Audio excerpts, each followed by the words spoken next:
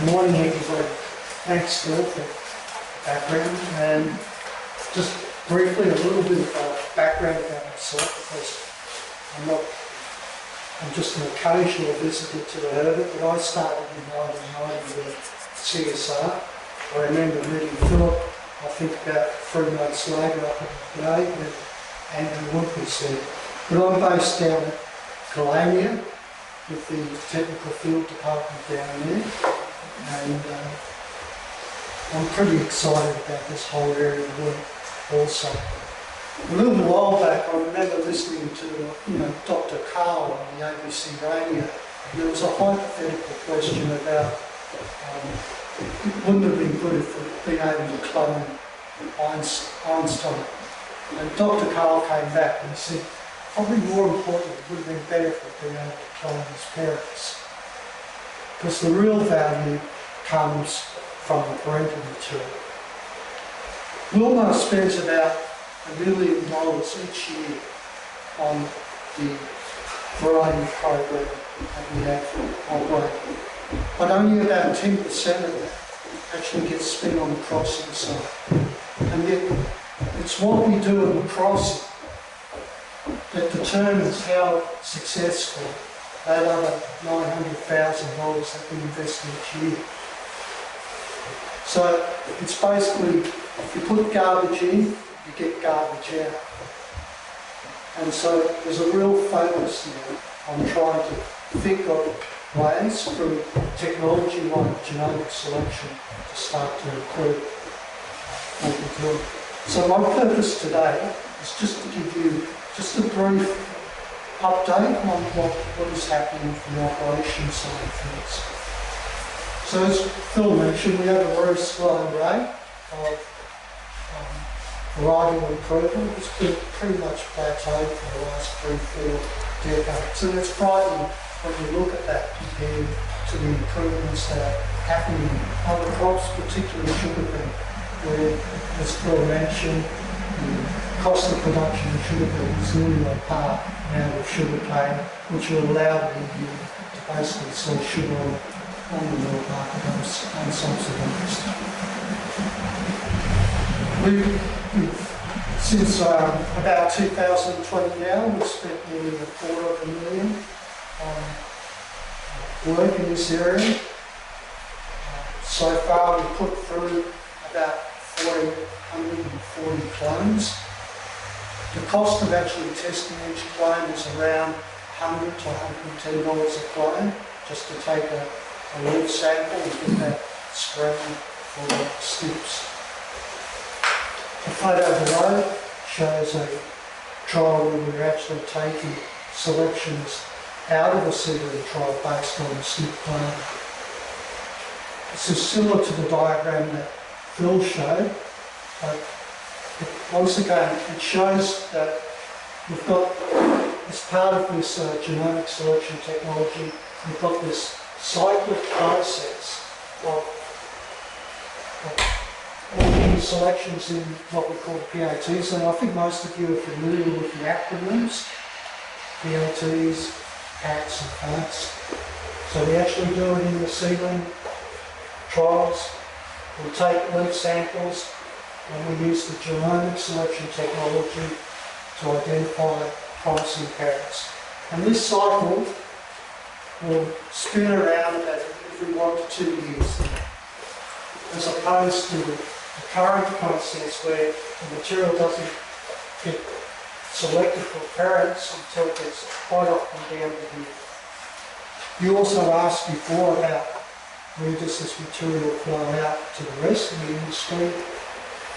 From our FATs, or from our CATs actually, our material goes to the FATs, which includes all the SRA FATs as well. So any promising material spinning out of this work will distribute to SRA. Eventually, if it does well in the SRA program, the Berlin, it then goes to the interstation exchange program, which would mean that the material comes up to the Berlin as well. This year we've We've already screened about just over 21,000 seedlings, did about 480 selections. That was the third batch of material that we put through of those, that total quantity of seedlings I mentioned before. We've identified about 40 selections amongst that 480, and then they were brought back up to the herd to the parent collection this year. Unfortunately, it hasn't been a very good year for crossing. It's the downside. In fact, it's probably been the worst year that we've ever experienced, probably since crossing actually began here in the herd in the 1920s. I'll talk more about that later. The work is progressing on track. We did have, despite a fairly bad lodging event back in April, you can see this was one of the PATs we had to work in. Fortunately, we were able to get most of the sampling done before that went down, and it was still quite difficult getting back in there to find the selections. And so far, we've done 2 plantings this year from the crosses that were made last year. Last year was the first year where we actually made crosses based on what we call the high GBV parents, that's genomic estimated breeding value parents. So we focused just on making crosses between parental material that had very high GBVs. Last year was a very good crossing year. We were able to make 159 crosses, and we generated just under over 250,000 viable seedlings. This shows some of the seedling trials that have been carried this year in the vertical. All up this year we'll probably end up planting just under 50,000 seedlings arising from those crosses that we made last year. Now, to put that into perspective, I think throughout the whole industry, the total number of seedlings planted is 100,000. So there's a lot of materials getting planted. I mentioned before we bought about 40 high GBV selections from the third batch back up to the herd. These were planted in the trial area of May,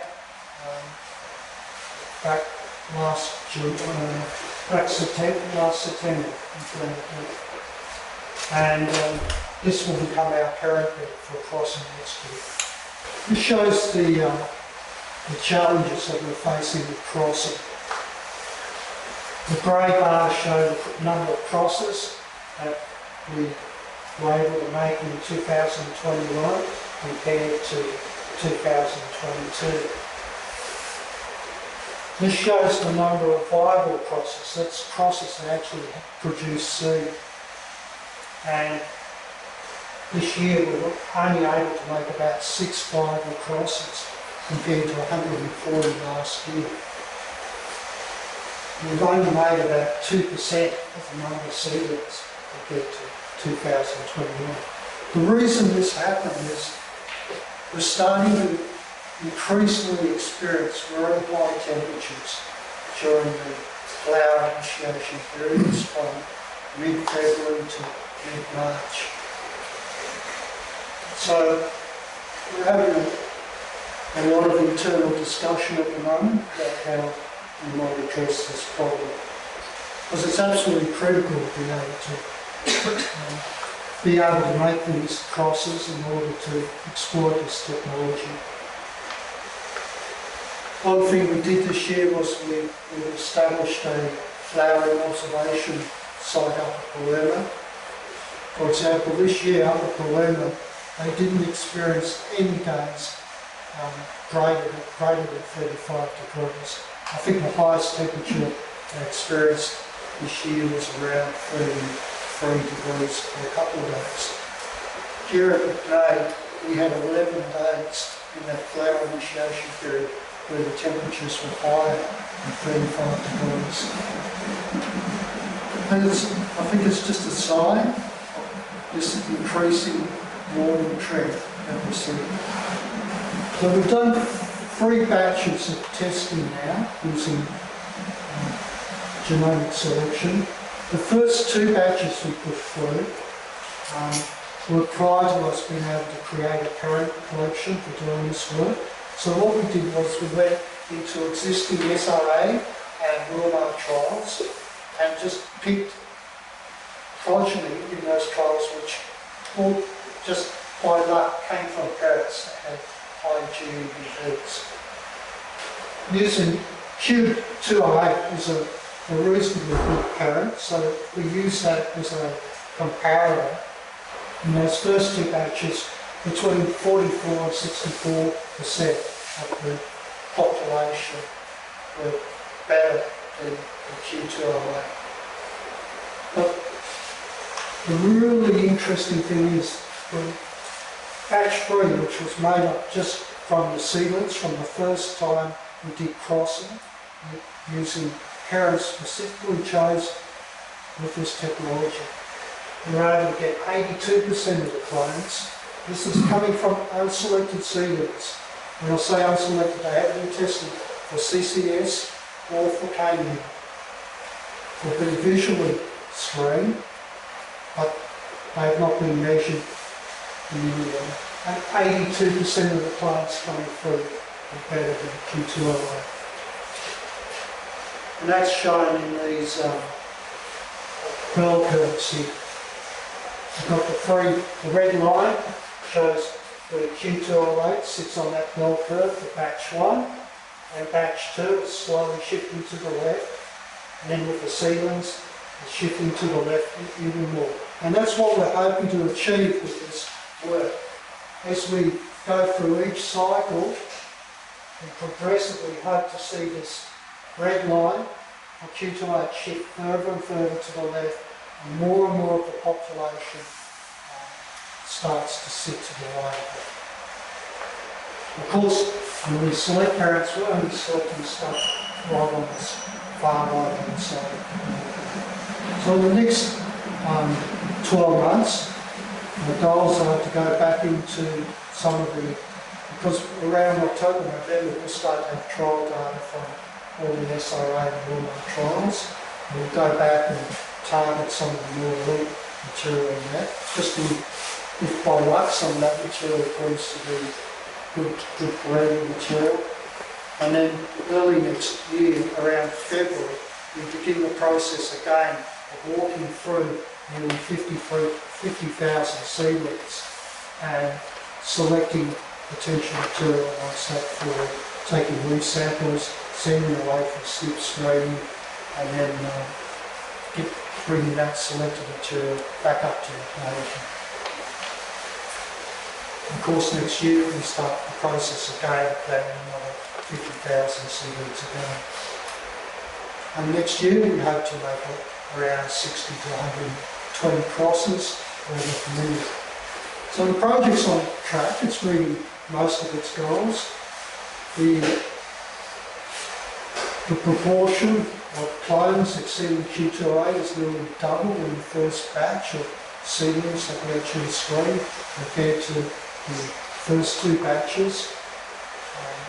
And we've got to try and address these challenges which are probably arising from climate change causing poor flowering. I want to also just acknowledge the help that we get too from Herd Cane Productivity Services for the work that this dynamic concludes the presentation.